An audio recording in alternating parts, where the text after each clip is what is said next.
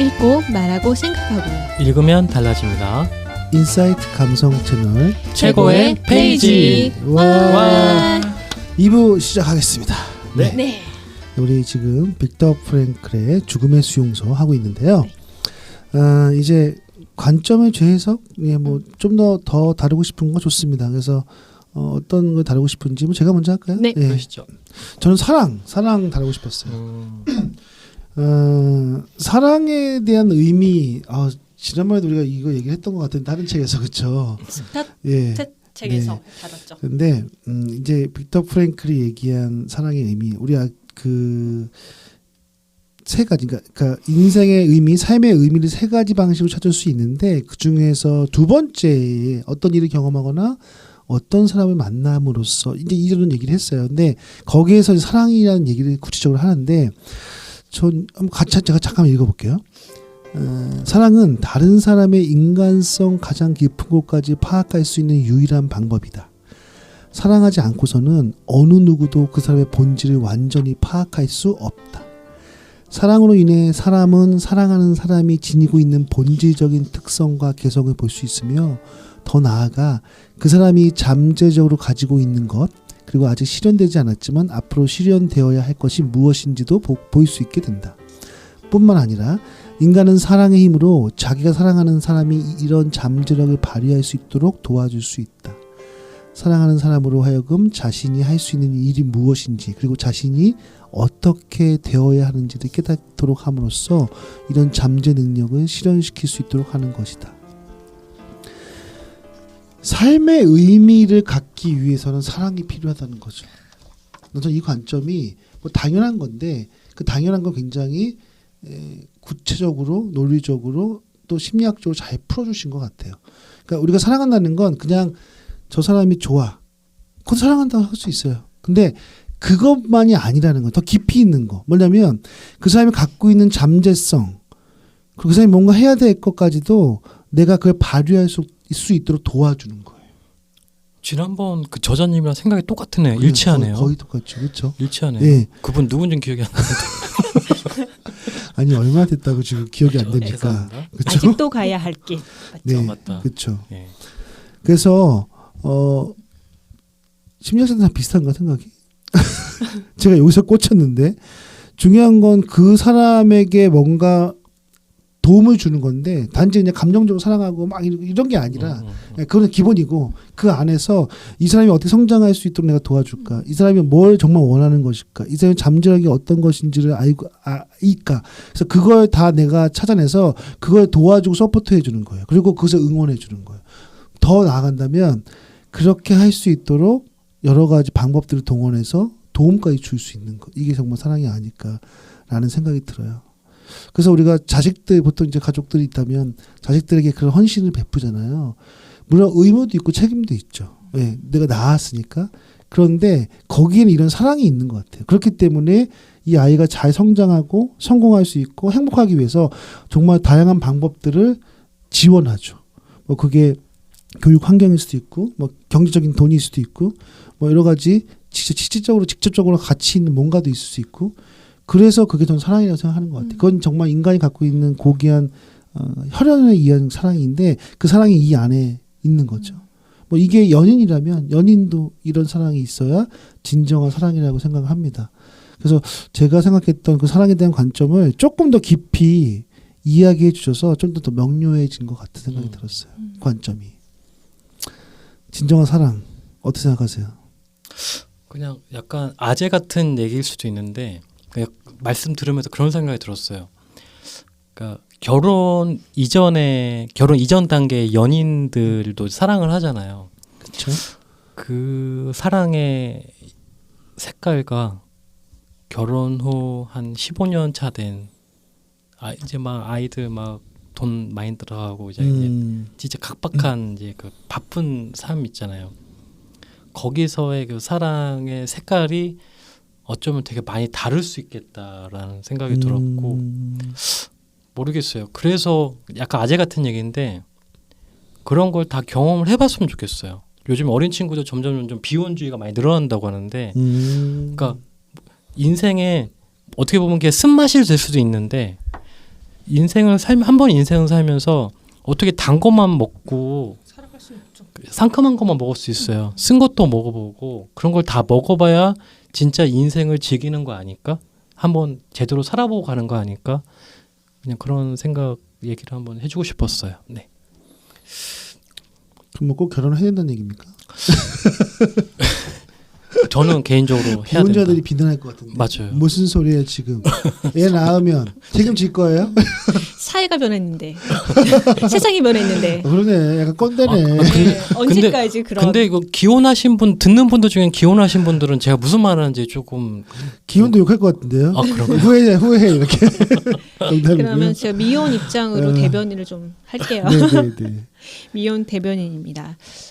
사랑이라는 의미에서 이 사랑이 좀 범위가 크게 볼 수 있을 것 같아요. 연인 간의 사랑, 가족 간의 사랑, 아니면은 뭐 동료 간의 사랑일 수도 있는데 사람과 사람 간의 사랑이라는 표현이 좀 들거든요. 우리가 사람을 바라볼 때 어떠한 태도와 가치로 그 사람을 바라봐야 하는가, 그것이 사랑이라는 생각이 들었어요. 그러니까 지금 말씀해 주신 거에서 우리가 사람을 바라볼 때 그 존재적 가치로 바라보기가 굉장히 어렵잖아요. 그러니까 그렇죠. 있는 그대로.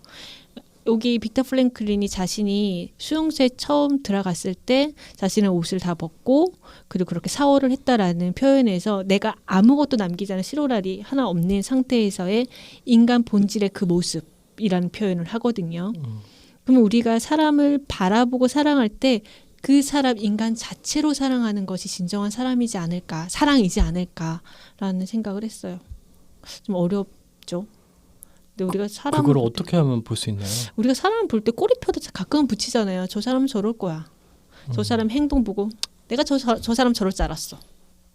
또 어떤 사람의 태도를 보고 거봐 내 생각이 맞지 라는 것이 사람에 대해서 평가하고 판단을 하는데 그게 사랑이 아니라 그냥 보여주는 그 모습을 그 있는 그대로 바라봐주는 것이 또 사랑이지 않을까라는 생각을 잠깐 해봤습니다.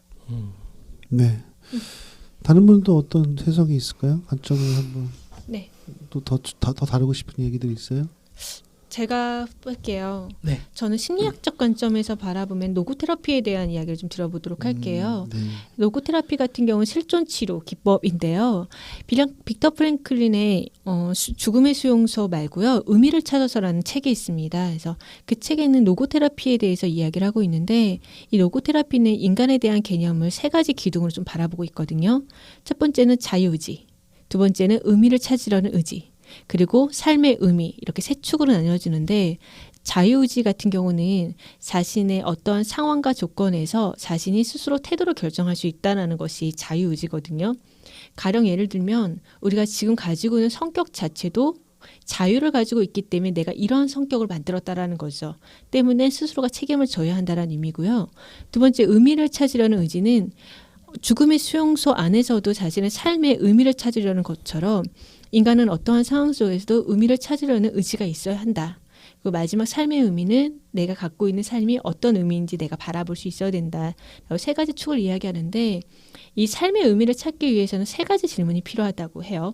그래서 같이 한번 이 질문에 생각해 보셨으면 좋을 것 같아요.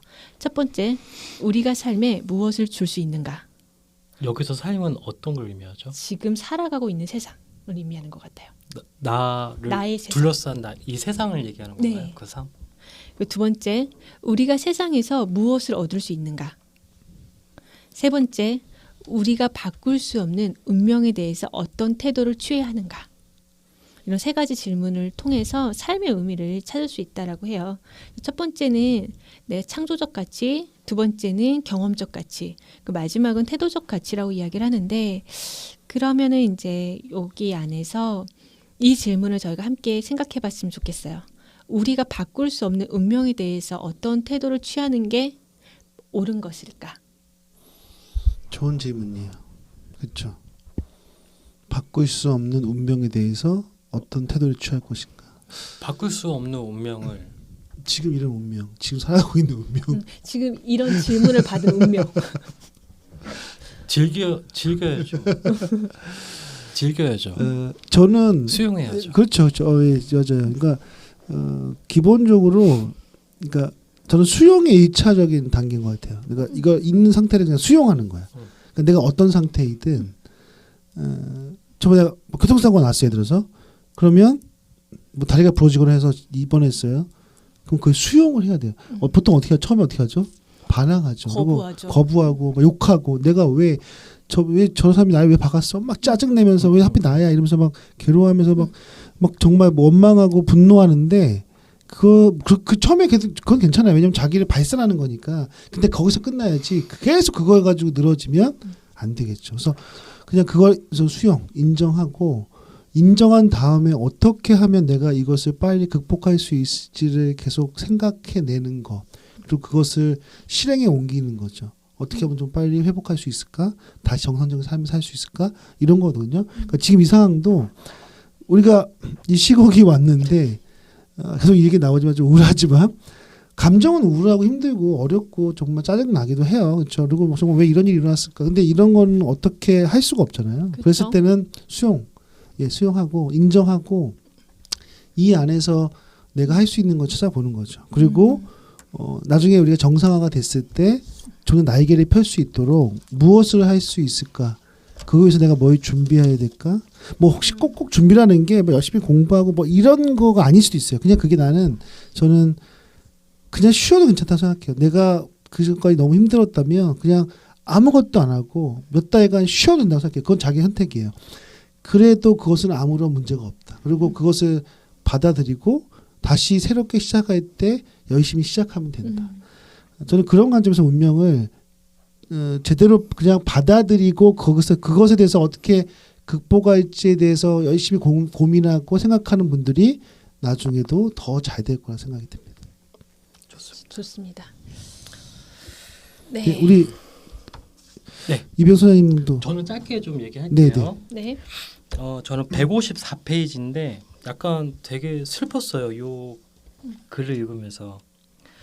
그러니까 제가 그 요약을 좀 하면 이제 이 수용소에 갇혀 있던 죄수들 중에 거의 대부분은 트럭에 실려서 가스실로 죽으러 갔고 맞아요. 이 주인공은 이 책에서 보면 운 좋게 어떻게 못 마지막에. 타가지고 얻어 걸려서 산 거잖아요. 그러니까 되게 살벌하지 않아요? 얼마나 그 못 타서 얼마나 안타까웠겠어요. 그러니까. 근데 상황이 반전된 거잖아요. 그쵸. 그리고 나서 이제 뭐 연합군이 왔겠죠. 와가지고 이제 좀 풀어줬겠죠. 그때 이제 그 동료와 했던 대화거든요. 다 이렇게 막 밖에 꽃도 오랜만에 구경도 하고 막 그래요. 그래 저녁에 막사로 돌아와서 자기 동료랑 대화를 짧게 해요. 말해보게 자네 오늘 기뻤나? 이런 질문을 해요. 그랬더니 그 동료가 솔직하게 얘기하자면 아니야 이런 답변을 해요. 지금 3년 만에 처음으로 자유를 느끼는데 이렇게 본인들의 감정을 표현한 거예요. 그래서 이제 뭐라고 글에 써 있냐면 우리는 글자 그대로 기쁨을 느끼는 능력을 상실하고 말았던 것이다. 앞으로 천천히 그것을 다시 배워야만 했다. 이렇게 갇혀 있다가 석방된 죄수에게서 나타나는 현상을 정신의학적인 용어로 이인증이라고 할 수 있다. 모든 것이 꿈처럼 비현실적이고 있을 법하지 않은 것처럼 보인다. 우리는 그것이 현실이라는 것을 믿을 수 없었다. 뭐 이런 식의 내용이 나오거든요. 그냥 되게 끔찍했어요. 그러니까 어떻게 보면 인간의 가장 기본적인 감정이 할 수 있는 기쁨이라는 거를 표현하면 맞고 매맞고 죽을 수도 있고 찍힐 수도 있는 거잖아요. 그러니까 본인의 감정을 철저하게 숨기면서 살아왔던 그 흔적이 느껴지는 페이지라서 되게 좀 충격이 왔었습니다. 이 페이지에서. 저도 그거 읽으면서 느꼈던 게 이런 것 같아요. 그러니까 우리가 이 수용소만 벗어나면 정말 너무 행복해지고 너무 달라지고 이런 삶을 살 걸 기대하는데 막상 벗어나서 물론 변화는 있죠. 그리고 좀 편하고 행복하겠죠. 그런데 아주 큰 그게 없다는 느낌이잖아요. 맞아요. 우리 그런 거 있지 않아요? 내가 이것만 이루면, 내가 이것만 성공하면 정말 난 너무 행복할 것 같아. 근데 그걸 했어. 근데 그 후에 생각보다 그렇게 행복하지 않거든요. 그런 거 있죠. 그런 게 맞아요. 없어요? 맞아요. 내가 뭐 우리는 강의 같은 일을 하니까 내가 이것만 좀 수주해가지고 이거 강의 많이 하면 나 정말 너무 행복하고 너무 사람들한테 주고받고 사람들한테 굉장히 본받을 것 같고 막 그러는데 막상 하잖아요. 물론 좋죠. 그런데 또 기분이 그 후에는 그냥 또 평정심이에요. 그래서 우리가 목표로 삼고 있는 것들이 이루어진다고 해서 반드시 우리가 원하는 생각하는 만큼의 행복이나 만족감이 있지는 않다는 거예요. 단 그걸 하나씩 밟아가고 그것을 이뤄나가면서 그 만족감들이 조금씩 쌓이는 것 같아요. 그래서 결국 어느 수준에 가면 그냥 내가 돌아온 흔적들을 보면서 그래 나는 헛살진 않았구나 이런 생각이 드는 것 같기도 하고요. 그래서 너무 큰 기대는 안 하는 게 좋을 것 같은 생각이 들어요. 저도 그런 것 때문에 많이 상실감을 느낀 적이 있었던 것 같아요. 저는 요 페이지 보면서 이제 과거가 생각이 좀 잠깐 났었는데 그 제가 세 개의 회사를 다녔잖아요. 어느 회사라고 언급은 안 하겠습니다. 그 세 군데 한 네. 군데 회사였는데 제조업적이었어요. 근데 너무 군대 문화에 상당히 상명하복의 문화라서 그 문화가 확실히 그 사람의 감정이나 성격을 좀 영향을 줬던 것 같아요. 그렇죠. 왜냐하면 그 당시에 저를 만났던 사람들은 제 인상이 되게 날카롭고 세 보인다라는 피드백을 되게 많이 받았거든요. 그 당시에. 저도 기억나요. 그 당시에 그랬어. 그 당시 표정이 그랬었어요. 되게 시니컬했었는데 시니컬 맞아. 요즘 저 만나는 사람들 왜 이렇게 이렇게 웃는 상이라고 되게 좋다고 하잖아요. 강아지상? 그러니까 이게 변한 것 같고 그냥 지금 그 조직에 있는 분들도 나름 다 열심히 잘 하고 있는데, 그러니까 그냥 저는 두 개의 삶을 다 경험해본 결과론으로 말씀드리면 조금 안타깝기도 해요. 그러니까 되게 왜냐하면 그 같은 팀원이었는데 되게 끼가 많고 재밌는 애들이 많았는데 그 회사 안에서는 그런 거 다 표현 못하고 맞아. 숨겨야 되는 그런 맞아, 상황들. 맞아. 어쩌면 우리나라에서도 이런 약간 비슷한 이 정도는 아니겠지만 그런 상태에 있는 분들이 좀 있지 않을까? 엄청나게 많을 거예요. 그런 생각이 좀 네, 들었습니다. 엄청나게 많을 거예요. 있겠죠. 그죠? 좋습니다. 우리 이제 또 다른 순서로 함께 이야기하고 싶은 주제, 뭐 질문, 비평 이런 건데 뭐 편하게 네. 저는 질문을 좀 준비했거든요. 네. 그래서 계속 이 책의 어떤 메인 핵심 주제라고 할 수 있는데 어때요? 삶의 의미에 대해서 한번 생각해 본 적 있어요? 우리 앞에 빅터 프랭클이 얘기했던 뭐 세 가지 의미 얘기했는데 뭐 그것도 좋고요. 그냥 개인적으로 여러분 우리 여러분 소장님들은 나의 삶의 의미, 내가 생각하는 나의 주관으로 한번 같이 좀 간단히 얘기해 볼까요? 뭐 이런 건 준비된 얘기는 아니지만 그래도 한번 얘기를 한번 해보면 좋을 것 같아요. 저는 삶의 의미에 대한 부분에서만큼은 네. 이렇게 책이나 강의 형태로 제3자가 들려주지 않았으면 하는 생각을 갖고 있어요. 오히려? 요즘 든 생각이거든요. 그래요? 이게. 왜요? 왜냐하면 삶의 의미가 필요하다라는 왜냐하면 지금 이 비터 프랭클은 극한의 상황에 와서 이제 삶의 의미가 중요하고 그쵸. 그걸 깨달았기 때문에 이렇게 얘기를 하는 거거든요. 맞아요. 근데 문제는 뭐냐면 이런 경험을 안 한 사람이 삶의 의미에 대해서 어설프게 듣다 보면 영향을 받아서 내가 스스로 깨달아서 각성해서 삶의 의미를 내가 찾고 의미를 찾아야 돼가 아니라 무의식적으로 영향을 계속 받아서 마치 삶의 의미가 필요하다라는 약간 강박에 의해서 인위적으로 만들어질 수도 있지 않을까? 그렇죠. 학습될 수 있죠. 예, 약간 그런 걸 조금 경계해야 될 것 같아요. 그래서 삶의 의미가 뭐예요? 저요? 본인. 그러니까 제가 이 얘기를 왜 하냐면 분명히 한 3년 전만 하더라도 왜 강사를 하려고 해? 하면 저는 솔직히 그렇게 얘기했어요. 저요? 돈 많이 벌려고. 저 그렇게 얘기했거든요. 솔직하게. 그게 저의 의미예요. 리얼? 근데 네. 지금 책 좀 읽었다고 약간 뭔가 좀 고급스럽고 고상하게 너무 돈 얘기하는 거 좀 그렇지 않나? 나도 이제 좀 올라갔는데 네. 약간 이 생각 자체만 해도 제가 좀 싫은 거예요. 이런 고민하고 있는 제 스스로가 싫은 거예요.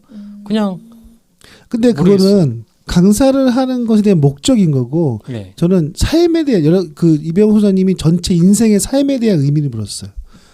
그러니까 그게 같은 거예요. 그래요? 그러니까 결국 돈이라는 얘기는 잘 먹고 잘 사고 아, 배불리 그게 사는 의미다? 건데 그런 의미였는데 아. 삶의 의미가 아. 최종 종착지가 그치. 어떻게 보면 이게 정말 내가 각성해서 이렇게 변한 건지 제가 지금 앞으로 얘기할 저의 삶의 의미가 뭐 그럴싸한 얘기를 제가 하겠죠. 이런 질문을 받았으니. 근데 과연 이 생각이 내 내면에서 우러나온 생각일까?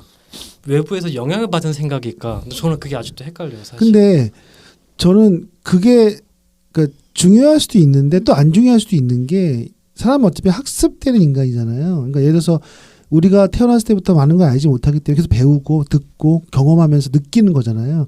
근데 처음에는 내가 얘기한 것처럼 나는 돈을 많이 벌고 그냥 좋은 여행 가서 좋은 거 먹고 좋은 차 사고 좋은 집에 살고 있는 게 나의 삶의 의미라고 할 수 있어요. 그렇죠? 그런데 이런 뭐 책이든 경험이든 좋은 강연이든 누군가 만나서든 영향을 받아서 이것만이 내 삶의 의미는 아니구나. 내 삶의 의미가 생각해 보니까 또 계속 고민해 보니까 또 다른 방향으로 갈 수 있구나. 이건 전 좋은 영향인 것 같아요. 물론 그 본질이 뭔지는 모르겠어요. 그런데 그게 발전이고 성장이 아닐까 싶어요. 그런 의미에서 저는 그런 건 나쁘지 않다고 생각해요. 그럼요. 그렇죠? 그럼요. 그래서 어제 저도 이 책에서 계속 삶의 의미는 무엇이지를 좀 고민을 좀 계속 해봤는데 빅터 프랭클린이 죽음의 수용소에 딱 들어가서 자신이 가지고 있는 원고를 뺏기죠. 뺏기잖아요. 그러면서 내가 이것 때문에 이것만 좀 지켜주세요 하는데 뺏기잖아요. 맞아요. 예. 그게 자신의 삶의 의미였다고 이야기를 하잖아요. 그 네, 순간에는. 맞아. 그리고 또 다른 사람들도 어떤 연구했던 논문을 계속 지켜야 되니까 그게 삶의 의미라고 이야기를 하는데 삶의 의미는 계속 수정과 반복인 것 같아요. 만약에 빅터 프랭클이 그 논문을 완성했으면 그 사람의 삶의 의미가 상실되는 건 아니잖아요. 또다시 삶의 의미를 계속 수정하고 반복해 나가는 것이 삶의 의미고 그래서 노고테라피에서 말하는 거는 의미를 규정하지는 못하지만 기술할 수는 있다라고 이야기를 하거든요. 그러니까 딱 규정짓지는 못하는 것 같아요. 삶의 의미에 대해서. 그럼에도 불구하고 제 삶의 의미가 있다면 저는 이제 소장님은 백소장님. 집에 이렇게 붙여놓은 말이 있어요. 네. 뭐죠? 저는 나와 내가 사랑하는 사람들 그리고 나와 함께 인연을 맺은 사람들의 평화를 기원합니다가 제 삶의 의미예요. 그러니까 전 제 삶의 의미가 평화예요. 평화롭게 평온하게 살아가는 것. 그러면 지금 백소장님과 가족과 친한 네. 지인들이 네. 평화롭게 잘 살면 돼요? 그 네. 행복 그러면 그게 의미가 있어요? 네, 그게 저한테 아, 의미가 좋아요. 있어요. 그러면 그래서 평화롭지가 않으면 본인이 뭔가 영향을 줘야 되는 건가요? 그런 게 저는 좀 있어요. 그러니까 제가 지금 심리 상담도 무료로 하고 있고 네. 그 제가 원하는 저의 이제 꿈이 있을 거잖아요. 그렇죠? 그 꿈이 40대 중반 정도 되면은 작은 사무실을 하나 내서 상담센터를 차리고 싶어요. 그렇죠. 네, 그 상담센터가 무료 상담센터를 운영을 하면서 마음이 힘든 그 월세 사람들에게 어떻게 내려고 그래요? 너무 현실적이야. 맞아. 비전이잖아요. 비전이잖아요. 죄송해요. 그래서 저는 열심히 강의를 해서 돈 모으고 있잖아요. 네, 돈을 모아서 그런 걸 가지고 있는데, 그러니까 그 사람들의 마음이 평온해지고 평화로워지는 게 저한테 다시 행복하고 평화로움을 가져오더라고요. 그래서 제 삶의 의미는 평온함과 평안함? 근데 아까 백 소장님 얘기하시는 거 계속 듣다 보니까 약간 계속 보면 나는 없는 것 같아. 내가 없어. 진짜. 왜 그러지? 짠하다. 왜 내가 없지? 그 안에 저는 난- 포함이 되어 있거든요. 저는 제가 중심이거든요. 제가 행복해야 그렇죠. 그 저도 그때부터 그런 이렇게 편이에요. 보이는 건데 약간 좀 다르시네요. 뭐 타인에 대한 그런 관심이 더 많을 수 그 있으니까. 타인 그런 거다. 지향형인가 맞아요, 그런 것 맞아요. 같기도 해요. 저는 이제 그 여기서 또 책에 나오는 얘기 중에 하나 이 얘기 있는데 네네. 이제 그러니까 일자리 잃은 사람들 얘기 나와요. 일자리를 잃게 된 것을 자신이 쓸모없는 인간이 되었다는 것과 동일시하고 쓸모없게 되었다는 것을 무의미한 삶을 살게 되었다는 것과 동일시한다는 것이다. 그래서 빅터 프랭클은 그 사람들에게 청소년 기관이나 성인 교육 기관, 공공 도서관 같은 데서 봉사를 하도록 해요. 그래서 의미 찾게 하거든요. 그러니까 이게 보통 우리가 정년퇴직하는 분들, 그렇죠. 그다음에 갑자기 실업자가 되신 분들, 제가 최근에 그런 분한테 얘기 들은 적이 있는데 어떤 얘기를 하냐면 이분은 정말 몇십 년 동안 일하시고 정년퇴직을 했거든요. 연세도 좀 있으시고, 근데 어떤 얘기를 하냐면 갑자기 자기가 쓸모없는 사람이 된 것 같대요. 그렇게 30년 동안 열심히 일을 했는데도 불구하고 연금도 받으시면서 뭐 노후가 전혀 걱정이 없는데도 불구하고 갑자기 쓸모없는 사람이 됐다는 느낌이 든다는 거예요. 일자리 잃는 것도 그렇죠.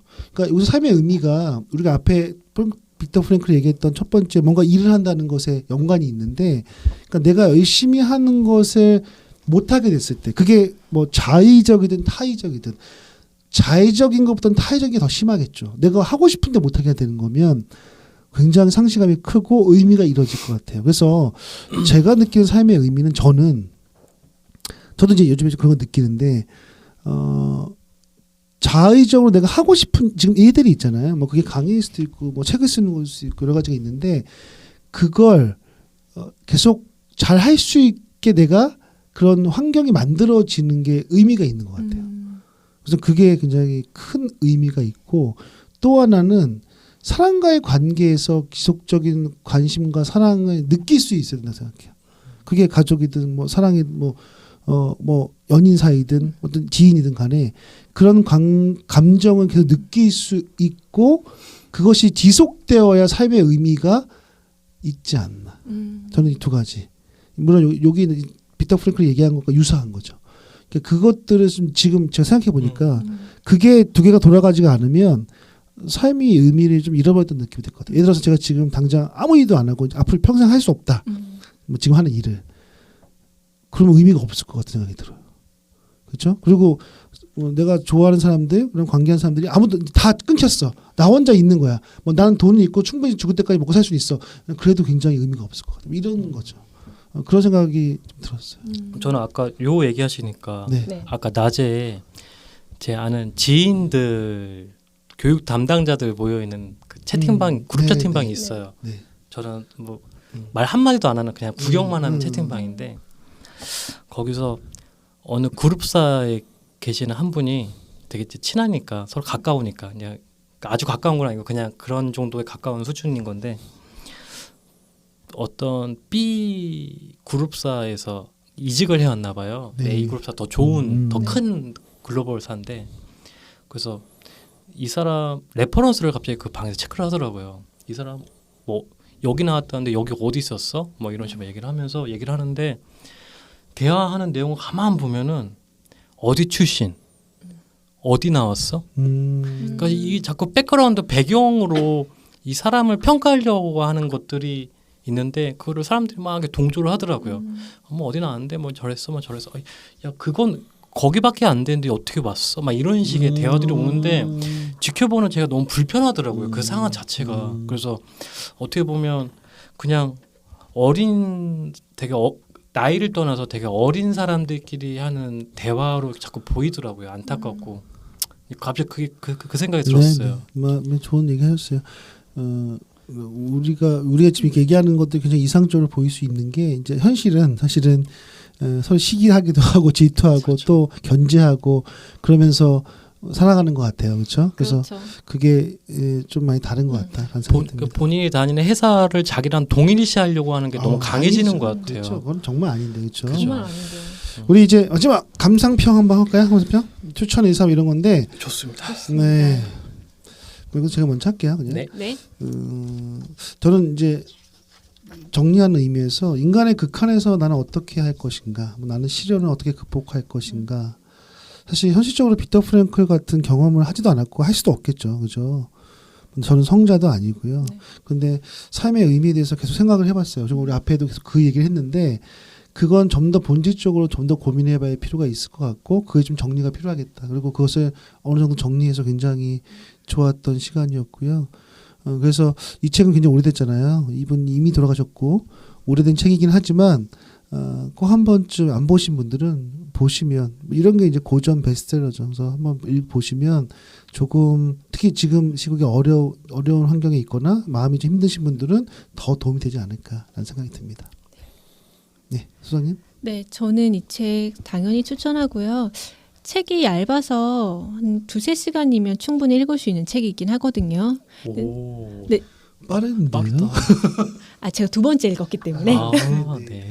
그렇긴 한데 이 책 다시 읽으면서 이렇게 보다 보면 이 책이 2-3시간 만에 읽을 수 있는 책은 아니더라고요. 그럼요. 문장이 어려워요. 네. 어렵고 생각도 계속 해볼 수 있고 이 책을 읽으면서 결론적으로 저는 되게 많이 치유가 된 것 같아요. 그래서 치유의 책이고 만약 요즘에 좀 마음이 힘들거나 또는 좀 삶의 의미를 되찾고 싶다라고 생각하시는 분이 있다면 이 책 꼭 읽어보셨으면 좋겠습니다. 네, 좋습니다. 저는 뭐 우연하게 팟캐스트를 했는데 지금 듣고 계신 분들이 많이 계시진 않을 거예요. 많지는 않으시겠지만 많아요. 혹시라도 회원 많습니다. 저희가 다루고 있는 책을 안 본 책이 있다면 저희 방송을 듣는 것도 좋지만 꼭 따라서 꼭 읽어주셨으면 좋겠어요. 왜냐하면 저는 경험을 하고 있잖아요. 이 책 되게 좋은 책이고요. 혹시 아직도 이 책을 안 읽은 분이 계시다면 꼭 서점에 가셔서 이 책을 구입하시는 걸 추천드리겠습니다. 네, 네. 좋습니다. 저희 팬들 많아요, 수장님. 네, 알겠습니다. 마지막 오자톡. 네. 이제 저는 네. 3 의미 찾기. 좋습니다. 삶의 의미 찾아갑시다. 네. 저의 오자톡은 존재만으로. 존재마다 뒤에 뭐예요? 존재만 뒤에는 여기 듣고 계시는 분들이 정하시면 좋을 것 같아요. 우린 존재만으로도 가치 있는 사람이고 존재만으로도 소중하고 존재만으로도 아름다운. 그래서 존재만으로도 괜찮은 우리에게 이 책을 권해드리고 싶습니다. 좋습니다. 네. 이병훈 소장님 네. 준비. 혹시 지금 감동받으신 생각 안 했어요. 건가요? 뭐 없으면 없어도 돼요. 좀 하려고 했는데 생각보다 6글자여가지고. 괜찮아요. 괜찮아요. 우린 살만하다. 우린 살만하다. 용기를 가지시기 바랍니다. 맞아요. 이 책을 읽고. 빅터 프랭클에 비하면 네. 화이팅 한번 외쳐야 될 것 같은 순간입니다. 좋습니다. 우리 오늘 정말 너무 수고하셨고요. 네. 정말로 이 현실에서 정말 빅터 프랭클 같은 그런 마음을 갖고 정말 멋지게 다시 이 시련을 극복하면서 행복한 삶을 살아갔으면 좋겠습니다. 네. 예, 마무리하겠습니다. 네. 읽고 말하고 생각하고 읽으면 달라집니다. 감성 인사이트 채널 최고의 페이지 또 감사합니다. 안녕히 계세요. 네. 구독, 좋아요. 좋아요, 댓글 남겨주세요.